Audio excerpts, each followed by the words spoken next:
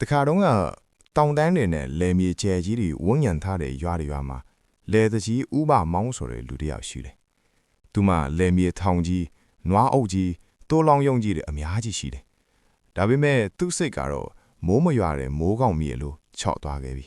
။ဥပမောင်းဟာအလို့သမားတွေကိုအလို့ကနည်းနည်းပဲပေးတယ်။လယ်သမားတွေချီးငွေယူရင်အတိုးအလွန်မြင့်မြင့်ကောက်တယ်။မပေးနိုင်ရင်လယ်မြေကိုသိမ်းတယ်။ရွာသားတွေသူ့အိမ်ရှိကဖြတ်သွားရင်တော့ခေါင်းငုံတွေတွားကြရတယ်။ရွာထဲမှာတော့မောင်လင်းဆိုတဲ့လူငယ်တယောက်ရှိတယ်။သူကစင်းအဲပေမဲ့စိတ်ထားကတန့်ရှင်းတယ်။မိဘနှစ်ယောက်လုံးဖျားနာနေလို့နေရောညပါအလုတ်ကျန်းလုပ်ပြီးထောက်ပံ့နေရတယ်။မောင်လင်းဟာမတရားတာကိုမျက်စိမလွတ်တတ်ဘူး။ဒီနေ့မှာဥပမောင်က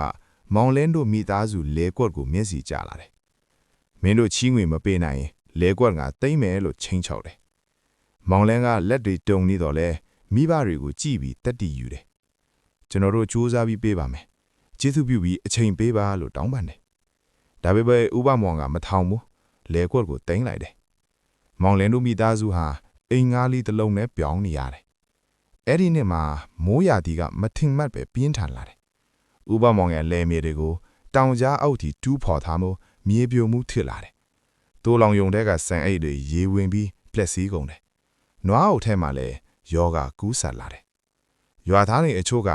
မတရားလုပ်သူရဲ့အကျိုးဆက်ပဲလို့တန်တရားထစ်ကြတယ်။ဥပမောင်ကအလုသမားတွေကိုအပြစ်တင်ပြီးထုတ်ပယ်လိုက်တယ်။ဒါပေမဲ့လူတွေသူ့ကိုမယုံကြည်တော့ဘူး။လယ်မြေတွေပြန်လဲပြုပြင်မှုကူညီမဲ့သူမရှိတော့ဘူး။အဲ့ဒီအချိန်မှာတော့မောင်လင်းကတော့ဆင်းရဲပေမဲ့ရွာသားတွေကိုစီးယုံပြီးမိုးတံခံခဲ့တဲ့လယ်မြေတွေကိုပြန်တန့်ရှင်းမှုကူညီတယ်။လူတွေသူ့ရဲ့ရိုးသားမှုနဲ့တက်တီကိုသဘောကျလာကြတယ်။နောက်ဆုံးမှာ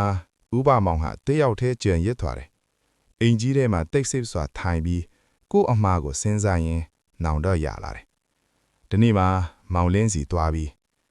ငါချမ်းသာမှုကိုပဲယုံကြည်ခဲ့တယ်။လူစိတ်ကောင်းကိုမလေးစားခဲ့ဘူး။ငါမှားရတယ်လို့မျက်လူတောက်တောက်ကြပြီးဝန်ခံတောင်းပန်တယ်။မောင်လင်းကတိတ်တိတ်လေးနားထောင်ပြီးပြန်ပြောတယ်။ချမ်းသာမှုကလက်ထဲမှာပဲရှိတတ်တယ်။စိတ်ကောင်းစိတ်ထားကတော့လူဘဝလုံးကိုထိန်းထားပြီးတယ်။အမားကိုပြင်ဖို့နောက်မကြသေးပါဘူးလို့ပြောတယ်။ဥပမောင်ဟာလဲမီတချို့ကိုပြန်လဲမျှဝေပေးပြီးအလို့သမားတွေကိုလစာမှန်ပေးတယ်။အတိုးနဲ့လည်းချီးငွေစနစ်ပြောင်းလဲတယ်။ရွာလေးလည်းပြန်လဲစီးလုံးလာတယ်။အဲ့ဒီနေ့ကစပြီးလူတွေတည်သွားကြတယ်။မတရားနဲ့တီဆောက်ထားတဲ့ချမ်းသာမှုဟာမြေပြိုလို့လွယ်ပြိုကျတတ်တယ်။စိတ်ကောင်းနဲ့တီဆောက်ထားတဲ့ဘဝကသာတမြဲတည်တံ့တယ်